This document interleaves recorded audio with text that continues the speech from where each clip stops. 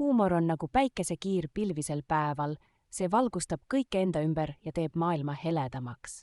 Kui õpid nägema nalja isegi kõige tavalisematel hetkedel, muutub iga päev väikeseks seikluseks. Elu väljakutsed võivad tunduda raskemad, kui võtad need vastu liiga tõsiselt. Vahel on parim ravim lihtsalt naeratus.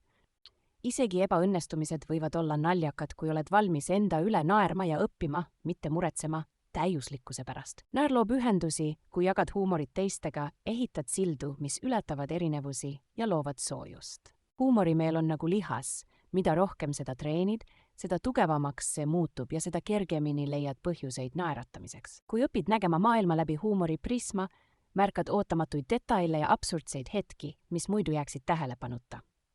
Elu võib olla väljakutsuv, aga kui suudad leida nalja, isegi rasketes olukordades ei tundu ükski takistus ületamatu. Naer on nagu tasuta teraapia, see vabastab stressi, tugevdab immuunsüsteemi ja teeb su südame nii füüsiliselt kui emotsionaalselt tervemaks. Kui otsustad leida rõõmu väikestes asjades ja naerda sageli, avad end eluks, mis on rikkalikum, kergem ja täis siirast õnne.